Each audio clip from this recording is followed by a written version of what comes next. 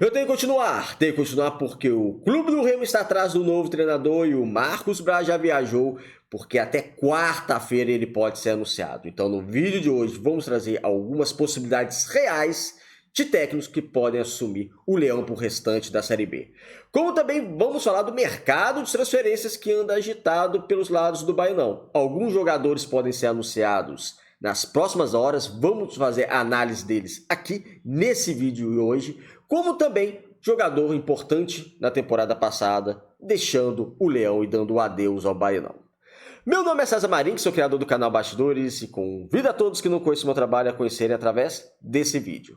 Vamos tentar fortalecer esse projeto do Bastidores para na temporada 2025. Então peço a todos, se inscrevam no canal, deixe seu like, só assim para o YouTube entender que vocês estão gostando do conteúdo. A proposta do canal é analisar o futebol paraense. Como no vídeo de hoje, vamos analisar as últimas notícias do Clube do Remo. A começar com o treinador. Marcos Braz viajou, até quarta-feira devemos ter essa definição, importante resolver logo, mas resolver de uma maneira correta, tá bom? Ou seja, o Remo não pode retroceder, está numa empreitada muito forte na Série B, brigando realmente por um G4. Já passamos da primeira metade do primeiro turno, muito campeonato pela frente, mas o Remo está na quinta posição, está nessa briga, então não pode perder essa entoada e tem que contratar um treinador certo. Algumas possibilidades de técnicos foram procuradas pelo Clube do Remo. O plano A era o Maurício Barbieri, que a princípio não acertou o tempo de contrato, e o Remo foi para o plano B, plano C. E alguns outros nomes surgiram, como Zé Ricardo. Eu fiz toda a análise do Zé Ricardo aqui, não vou fazer desse vídeo, mas no vídeo passado, está aqui no histórico do canal, toda a análise do Zé Ricardo. Ele surgindo com uma real possibilidade de assumir o Clube do Remo, também teve o nome do Jorginho especulado.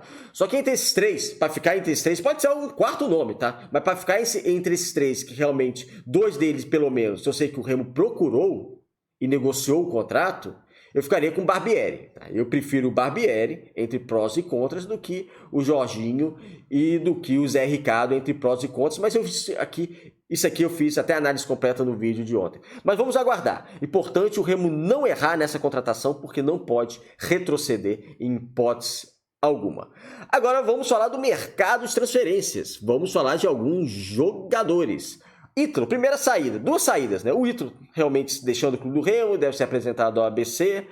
O Remo pode ser, isso aí não está definido ainda, ou pelo menos não saiu ainda, não foi divulgado, se o Remo vai colaborar com parte do salário dele, porque o ABC não dá conta de pagar o salário dele de maneira integral, então vamos ver. Mas ele deixa o Clube do Remo, o Remo até já postou a saída dele, agradecendo, ele que fez o gol do acesso ano passado, foi um jogador importante ano passado. Esse ano, um outro patamar, Série B, uma outra entoada que está o Clube do Remo, ficou mais difícil para ele está deixando o Clube do Remo. Como o Gabriel Martins, uma contratação bastante questionável, vai deixando o Clube do Remo, apenas 3 jogos, nenhum como titular.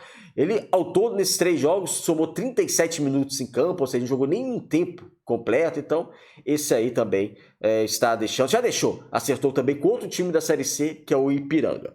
Vamos agora falar de uma possível chegada. Na verdade, gente, nem uma possível chegada. Pelo que eu assuntei, pelo que eu conferi até com os amigos lá do Rio de Janeiro, não existe realmente hoje uma possibilidade real dessa contratação, mas vamos tratar aqui rapidamente, que é do zagueiro Pablo. Zagueiro Pablo do Flamengo, ele vai fazer daqui a 2 semanas já 34 anos, é uma contratação que a princípio eu não faria, uma contratação também muito difícil, tem a questão financeira, porque foi já um bom zagueiro, até 2022, um zagueiro com uma qualidade boa, forte, jogou bem em 2022 o Flamengo, só que em 2023 começa os problemas físicos, em 2023 ele fez só 7 jogos pelo Flamengo na Série A, e ano passado só um jogo pelo Brasileiro, e ele é um jogador que ele não vai ser aproveitado pelo Felipe Luiz, e esse não é o problema, né? Um jogador não ser aproveitado pelo Flamengo de hoje, que eu tenho, em termos de Brasil, tem um elenco galáctico, não é um problema esse. Esse aí não é um problema em hipótese alguma. Só que a questão física mesmo, já vai fazer 34 anos, praticamente 2 anos sem jogar. Tem a questão financeira, que o salário dele é acima de 600 mil, ele não vai abrir mão do salário, é lógico, porque o contrato dele acaba com o Flamengo no final do ano, ou seja, ele tem mais 6 meses para receber cerca de 660 mil, fora bônus, premiação, mesmo jogando ele recebe, se o Flamengo for campeão, aquelas coisas. E esse foi o último grande contrato da vida dele. A partir do ano que vem ele vai pegar contratos, eu creio, financeiramente bem menores que esse do Flamengo. Então ele não vai abrir mão. Então assim, muito difícil ele ir pro Remo, só se o Remo pagasse 10%, sei lá, cerca só de 10% do salário dele, ou 20%, mas não sei se o Flamengo ia querer pagar 80% também, ou o Flamengo tenta uma outra negociação, então é muito difícil. E para mim não vale um esforço, um encaixe financeiro grande para contratar o Pablo dessas condições, porque não é o Pablo de 2022 até, é o Pablo de agora que problemas físicos, não está jogando, então é muito complicada a situação dele. Outro jogador que pode vestir a camisa do Clube do Remo, e esse é bem provável, tá? Lembrando que a gravação do vídeo, estou gravando aqui às 5 horas da tarde, né? Então, assim, tudo pode acontecer, ele pode ser anunciado, ele deve ser anunciado, tá? Só para deixar claro, que é o atacante Marrone. Marrone, carioca de Volta Redonda, 26 anos, atua pela ponta direita, pode atuar também pela ponta esquerda. É uma contratação que está próxima do Clube do Remo, mas eu coloco muita interrogação nessa contratação. Porque o que me preocupa no Marrone é o seguinte, gente. O Marrone, ele começou com tudo no Vasco. Seleção de base, promissor. Foi vendido por cerca de 6 milhões de dólares ao Atlético Mineiro.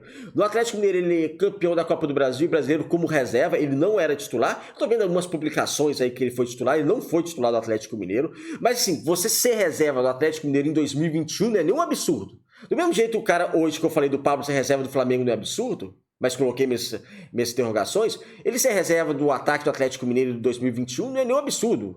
O Atlético tinha o Hulk de 2021, que era muito melhor até que o do Hulk de 2025, mais novo. Tinha o Hulk em grande fase, Nath Fernandes no meio, Keno, Savarino, o Diego Costa. Então, assim, Eduardo Sacha, que sempre foi um centroavante bem competente, embora não tenha jogado tanto como esses outros nomes que eu falei aqui. Ou seja, tinha um elenco que o Marrone era reserva e fez justiça por ser reserva, e não era um absurdo ele ser reserva, então a questão não é essa.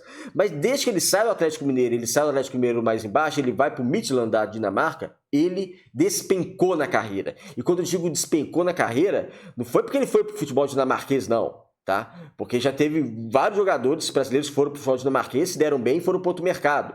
É porque realmente, em termos de qualidade, ele despencou. Ele não oscilou. Muita gente fala, e o Pedro Rocha, alguns amigos até falaram, o Pedro Rocha, ele também despencou. Não, o Pedro Rocha, ele oscilou na carreira, ele oscilou e acabou caindo do mercado. Né? Estava na Série A, Grêmio, Flamengo, Cruzeiro, e acabou caindo depois, agora está na Série B, né, que é a realidade do Clube do Remo. Mas ele oscilou, ele viveu altos e baixos momentos. O Marrone não, o Marrone ele despencou mesmo. Eu não sei o que aconteceu, eu não sei se, sei lá... psicologicamente ele tá bem, se é alguma outra questão extracampo, eu realmente não sei. Mas me assusta ele ter realmente despencado na carreira. E hoje até o valor de mercado dele é praticamente nulo. Praticamente nulo. Vocês veem aí pelo Transfermarkt, ele tem mais um ano de contrato de 1 milhão. Há pouco tempo atrás, o valor de mercado dele era 8, 10 milhões. Então, assim, ele despencou porque aconteceu alguma coisa que eu desconheço e me preocupa essa contratação do Clube do Remo. Porque ele não vem produzindo nada há 4 temporadas, participou uma vez diretamente de gol em 4 anos. Ano passado, temporada passada, na Dinamarca, não atuou. Então, assim, me preocupa essa contratação e eu coloco uma interrogação, vou colocá-la como questionável essa contratação, tá?